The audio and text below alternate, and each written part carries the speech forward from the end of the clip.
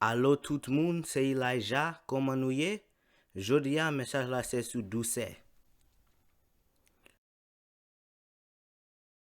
Question révisée. Qui septième fruit l'esprit a?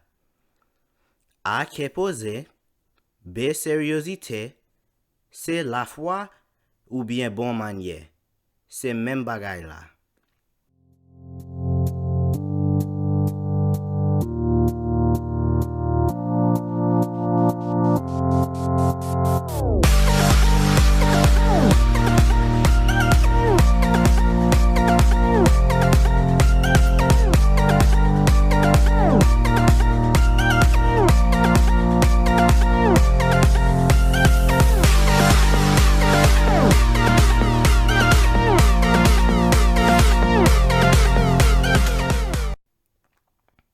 Réponse correcte, c'est la foi ou bien bon manière. Deuxième question. Qui Jean Abraham t'a montré la foi? A. Il t'a prié chaque jour.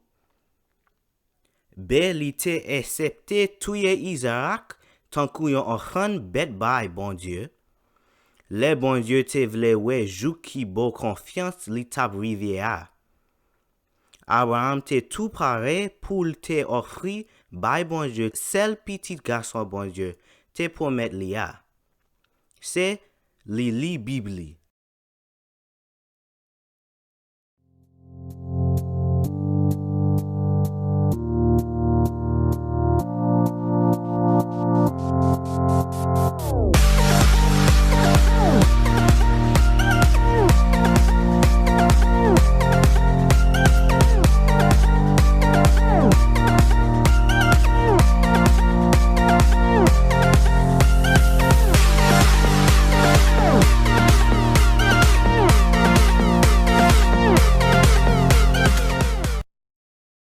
Réponse correcte. B. Li te accepté tuer Isaac tant qu'il en offrande bête by bon Dieu. Le bon Dieu te vle ouais jou qui beau confiance li tap rivière. Abraham te tout paré pour te offrir by bon Dieu seul petit garçon bon Dieu te promet li a. Est-ce que gen moun qui connaît yon l'autre moun dans Bible qui montre la foi? Ou ka utiliser yon exemple yo utiliser dans yon l'autre leçon? Pensez tout qui Jean ou ka appliquer la foi dans la vie ou.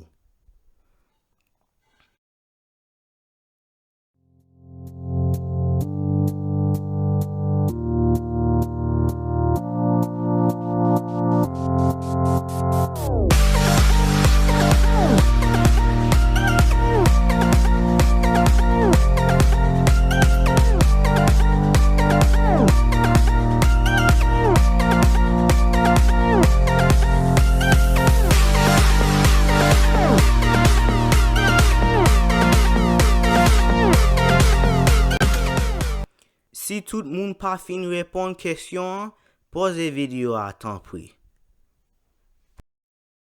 Qui ça veut dire agir avec douceur? Galates 5 verset 22. Mais l'esprit bon Dieu a bayremen, qui est content, qui est posé, patience, bon cœur, sérieuxité, li fait ou gen bon manière. Verset 23. Li fait ou agir avec douceur, li fait ou contrôler kou. La loi Moïse la par contre aucun nan bagay sa yo.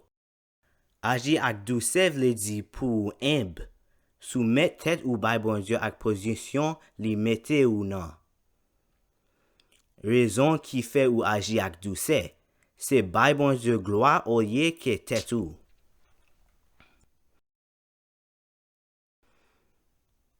Kounye a, nous pral li 3 versets qui parlent sous douceur. Proverbe 11 verset 2.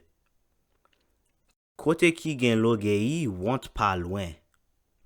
Mais moun qui soumet devant bon Dieu, c'est yo qui gen bon comprendre.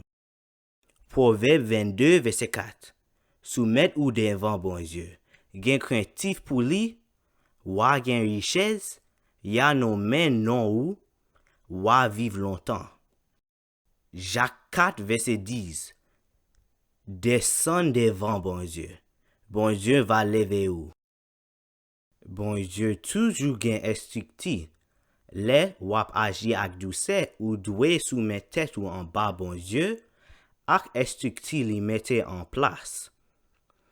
Moun kap fe sa bon Dieu beni yo. Yo gen bon kompran. Yo gen richesse et bon Dieu a fait ou lever. Bon Dieu raï l'orgueil parce que moun ki arrogant yo résiste contre bon Dieu. Yo égoïste et yo oublié objectif l'humanité c'est pour yo adorer bon Dieu. Luc chapitre 7. Kounya nous pral li yon histoire dans Luc 7 sou yon femme qui te agi ak douce. Verset 37. Dans la ville sa te gen yon femme mauvaise vie. Les femmes l'en prend nouvelle Jésus t'a mangé la caille pharisien. Li pote yon ti bouteille faite en albâtre plein odeur. Li mette kol deye bo pied Jésus. Li crié, li mouillé pied Jésus ak d'eau qui tap sorti nan jeli. Après ça, li siye yo ak chevel, li bo yo, epi li vide au-dessus yo. Mais femme qui te agi ak douce. On ale nan verset 44 la. Epi li vire bo femme lan. Li di Simon, ouwe femme sa, mwen entre la kay ou pa même bam d'lo pou m lave piem. Mais li même, li lave piem ak d'lo qui sorti nan gel. Après ça, li siye yo ak chevel li. Ou pa te bom, le m tap entre la kay ou. Mais li même, depuis mwen entre, c'est beau la bo piem. Ou pas vide l'huile sous tête moins, mais lui-même li vide ode sous pied moins.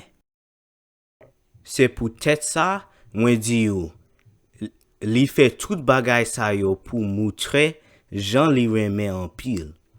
Parce que yo pardonnen li en pile péché. Mais yo moun yo pardonné, yo ti kras. C'est yon ti kras la montre Jean le remet tout. Après ça, Jésus dit femme lan, péché ou yo pardonné. Simon pat agi ak douce. Li pat accueilli Jésus et li te trop fier pour te même saluer Jésus. Si Simon te gen humilité, li tap accueilli Jésus, mais ça li ta dwe fait.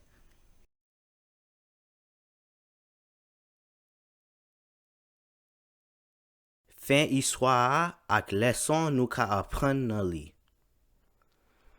Depuis nan commencement histoire, femme nan te agi ak douce, pendant Simon pat agi ak douce. Bible la parle sou importance famille ak communauté. Ak yon coutume nan peuple la, c'était sa ye frère ou soit se ou ak yon bo sou yon soufflet ou soit yon accolade. Ça a symbolisé accueilli yon moun la kayou. Yon lot coutume te lave pied yo nan invité ou. C'est cependant qui ta en général doit fait par yon servité et puis yo te weli comme yon travail qui ba. Madame nan te mene tête li nan position sa et li te choisi pour l'imb. Même servi ak chevel pour laver pied Jésus au lieu de yon serviette. Li te reconnaître Jésus comme yon moun qui gen gros autorité et li te agi avec douceur. Parce que li te montre la foi dans Jésus, petit bon Dieu a, et li te agi avec douceur. Péché yo te pardonné. Jésus te lave pied disciple yo tout dans Jean chapitre 13 pour montrer que si li se petit bon Dieu a capable humble, nous capable tout. Livre 1 Samuel. Kounya nous pral li yon histoire Dans 1 Samuel, sous yon nom yorele Jonathan, qui te agi ak tout se. Dans histoire ça, Jonathan se petit garçon Saïl, qui se wa pep Israël la kounye a. Mais David te choisi pour vin wa pep Israël la. Jonathan te reme David tankou yon frère. En li devese qui parle sous l'amour, Jonathan te gagné pour David. 1 Samuel 18, verset 1. Le David fin parler ak Saïl, que Jonathan, petit garçon Saïl la, vin l'ouvrir pour David. Li vin remel tankou li remel tête parli. 1 Samuel 18, verset 3. Jonathan mare zami ak David pour tout temps, parce que li te remel tankou li te reme tête parli.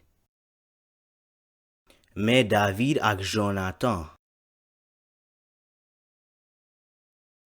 Saïl te commencé désobéir bon Dieu. Li te perdu faveur bon Dieu. Et ça c'est raison qui fait li pat apwa encore. Li te connaît tout si David te vinwa, Jonathan, petit garçon lan, ak descendant yo pat tap vinwa. Saïl pat reme sa en pile, et li te essayé touye David. Cependant, Jonathan te connaît c'est pas place li pour le vinwa, et li te protégé David. 1 Samuel 19, verset 1. Saïl parlait avec Jonathan ensemble avec chef k'ap servi avec yo. Li di yo, li fait l'idée tuer David. Mais Jonathan, petit garçon Saïl la, te reme David en pile. Li fait David connaît ça. Li dit, Saïl, papam, ap cherché tuer ou. Demain matin, rete sous brigade ou. Al cache kou yon côté. Pas sorti même. Moi-même, map sorti. Moi pour joindre papam nan jardin côté ou caché a. Ma parle sou ak li. Jean répond moi. Ma fait ou connaît. Jonathan tap bay belle parole pour David devant papal. Li tap di kon sa. Mowa, piga ou fait David. Servite ou la, en yen. Li même, li pas jamais fait ou en yen. Tout ça li fait toujours servi ou. Fin histoire ak leçon nous ka apprendre dans li. Pour finir, on nous lit 1 Samuel 23, verset 17. Li tap dit comme ça. David mon cher, ou pas besoin paix. Saïl papam, pap jam ka jwen nou. C'est ou même qui gen pour wa pep Israël la. Moi-même, m'a vin après ou. Ata Saïl, papam kon sa tout. Histoire ça, c'est un bon exemple sous façon pour agir ak tout ça. Tout le monde vle vin wa, et puis recevoir bagay qui vini ak li. Mais Jonathan te connaît li pat fait pour li vin wa. Bon Dieu te choisi David pour Jonathan te agi avec douceur et li te accepté ou li. Liv lik. Pour finir nous parler sous yon femme ak petit garçon qui te agi ak douceur. Femme lan te rele Elizabeth, li te enceinte et li te marié ak Zacharie. Mais sa Bible a dit sous Elizabeth ak Mariel. Luc 1, verset 6. Yo tout de te marché droit devant bon Dieu. Yo tap suiv commandement, met la ensemble ak toute la loi, sans à ken reproche. Elizabeth ak Marie, maman Jésus, tes cousins et les yo te rencontré, oye pour yo te fier. Elizabeth te humble.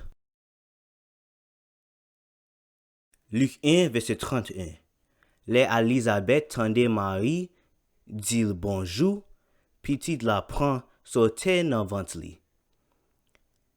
La même, La même Elisabeth vient en bas pour voir Saint-Esprit. Li prend parler bien fort. Li dit comme ça. Dans toute femme qui sous la terre, ou même ou c'est une femme bon Dieu béni en pire.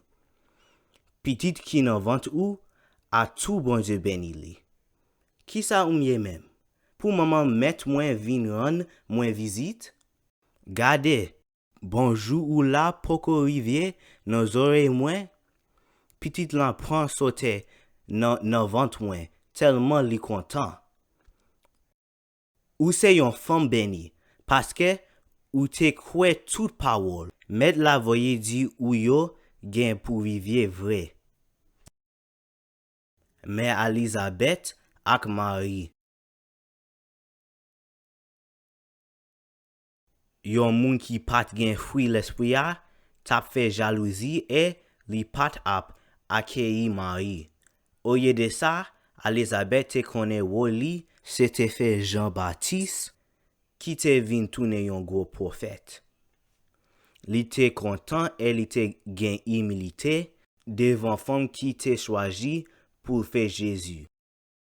Caractéristique ak valet parents yo, enseignant yo ak lide yo, enseignant yo transmet bay petit yo ak moun yo géant yo. Kounya nous parli sous façon Jean-Baptiste te agi ak tout ça, même Jean ak maman. Jean te dit avant, Jean-Baptiste te vin tourner yon gros prophète bon Dieu. Li te prêché en pile. Li te dit tout moun pour yo repenti et li te connaît li te baptisé moun. Li te mené en pile moun joine bon Dieu et moun te commencé penser li te sauvé à qui te prophète dans Bible. Jean-Baptiste te bien vite nié et li te dit yo sou vrai sauvé à Jésus. Livre Jean fin histoire ak leçon nous ka apprendre dans li. Jean 3 verset 28. Nous-mêmes nous ka di moins te di nous ça. C'est pas moi qui Christ là. C'est voye bon Dieu voyem prend devant li. Dans yon mariage, la mariée c'est pour nom k'ap marié a. Zami nom k'ap marié a campé tout près, la proute. Li pas manqué content, les li tande voix nom k'ap marié a. C'est comme ça, moi-même, moi content net courir. Li fait pour li vin pi grand. Pour moi-même, moi vi pi petit toujours. Jean-Baptiste te montré ça veut dire agir avec tout ça. Si li pas gen fruit l'esprit a, li pas tap capable accomplir woli qui s'était préparé chemin pour Jésus. Et puis tout, si Elisabeth pas connaît woli et li te leve Jean pour gen orgueilli, li pat ap yon moun bon Dieu. Ça a montré important dans famille ak yon garçon ak yon femme vini ensemble ak fruit yo dans l'esprit a. Mais Jean-Baptiste là. Dans histoire nous li jodi a, femme qui te lave pied Jésus a, Jonathan, Elisabeth ak Jean-Baptiste te montré ça veut dire agir ak tout ça. Yo te connaît qui Jean pour yo soumettre et yo te connaît position bon Dieu te mettel pour gloire li. Bon Dieu gen yon plan pour nous toutes. Soje pour nous humble et puis soumettre tête nous bali. Si ou suivez bon Dieu, rap réisi et ou porter l'autre bail bon Dieu pour faire louange li.